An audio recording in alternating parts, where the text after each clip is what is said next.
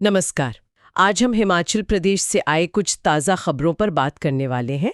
हमारे पास कुछ स्रोत हैं जिनमें मॉनसून के जल्दी आने से लेकर एडमिनिस्ट्रेशन में क्या चल रहा है और एक बड़ी दिलचस्प खबर भी है। जी बिल्कुल। तो देखते हैं इन स्रोतों में क्या क्या खास बातें निकल कर आती हैं। मतलब कवरेज तो काफ़ी वाइड है, मौसम है, प्रशासन है और हाँ, वो एक मज़ेदार वाकया भी है। हाँ, तो चलिए शुरू करते हैं।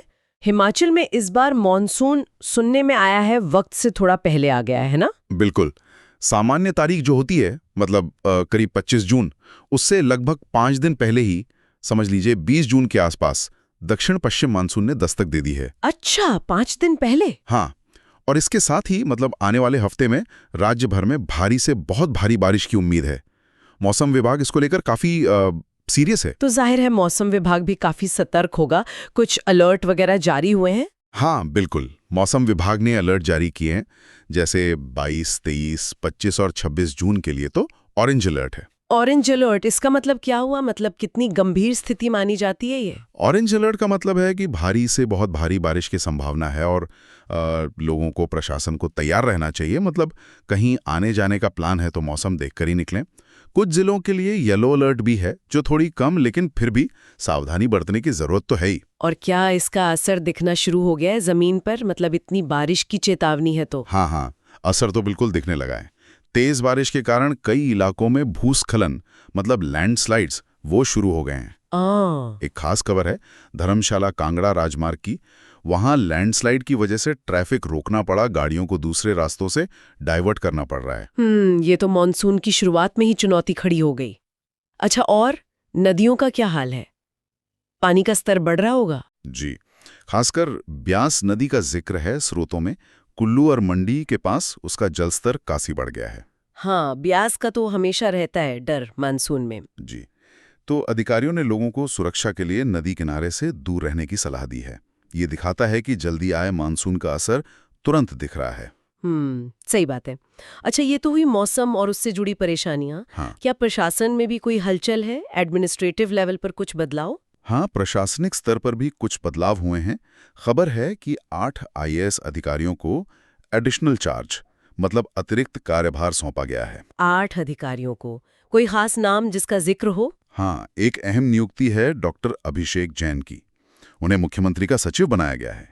ये इस तरह की पोस्टिंग्स अक्सर प्राथमिकताओं में बदलाव का इशारा करती हैं। अच्छा, और आपदा राहत को लेके भी शायद कुछ बात है? केंद्र और राज्य के बीच कुछ तनाव जैसी खबर? हाँ, ये एक सेंसिटिव पॉइंट है। राज्य सरकार का कहना है, जैसा स्रोतों में बताया गया है, कि पिछली आपदा से करीब 10,000 करोड़ रुपए का नुकसान हुआ। 10,000 करोड़? काफी बड़ा अमाउंट है। जी, और केंद्र से जो राहत मिली है 2006 करोड़ रुपए की, उस पर मुख्यमंत्री के एक प्रधान सलाहकार ने कहा है कि ये बहुत कम और बहुत देर से आई मदद है। ये उनकी टिप्पणी है जो स्रोतों में है। तो मतलब राहत राशि के अमाउंट और टाइमिंग को लेकर मतभेद है। हाँ बिल्कुल, यहाँ जाहिर है दोनों पक्षों के अपने अपने तर्क हैं, अपना अपना आकलन है। हम तो बस वो बता रहे हैं जो स्रोतों में दिया गया है, किसी का पक्ष नहीं ले रहे। नहीं, बिल्कुल सही। अच्छा, इन सब गंभीर बातों के बीच, अरे हाँ, वो एक मजेदार खबर भी थी, स्कूटर के नंबर वाली, हमीरपुर से। जी, हमीरपुर की ये खबर तो काफी वायरल हो रही है। ऐसा स्रोत कह रहे हैं, बताया जा रहा है कि एक व्यक्ति ने अपने करीब 1 लाख रुपए के एक्टिवा स्कूटर के लिए 14 लाख रुपए खर्च करके एक फैंसी रजिस्ट्रेशन नंबर खरीदा है। क्या 14 लाख एक स्कूटर के नंबर के लिए? ये तो मतलब यकीन करना मुश्किल है। हाँ, है तो चौंकाने वाली बात। और जाहिर है ऑनलाइन इस पे काफी चर्चा भी हो रही है, लोग अपने अपने हिसाब से कमेंट कर रहे हैं। होनी ही थी चर्चा। खैर, तो संक्षेप में अगर देखें तो हिमाचल प्रदेश में इस समय काफी कुछ एक साथ चल रहा है।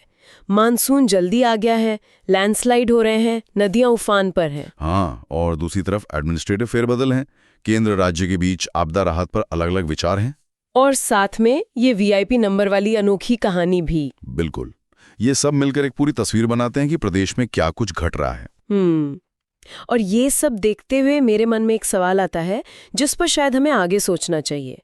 जैसे ये मॉनसून का पैटर्न बदल रहा है, आपदाएं बढ़ रही हैं, तो भविष्य में पहाड़ी राज्यों को अपनी तैयारी, अपने इंफ्रास्ट्रक्चर को किस तरह और मजबूत करने की जरूरत पड़ेगी। सिर्फ फौरी राहत नहीं बल्कि लॉन्ग टर्म प्लानिंग की कितनी ज़रूरत है, ये सोचने वाली बात है। सही कहा आपने, ये वाकई एक बड़ा और अहम सवाल है जिस पर विचार करना बहुत ज़रूरी है।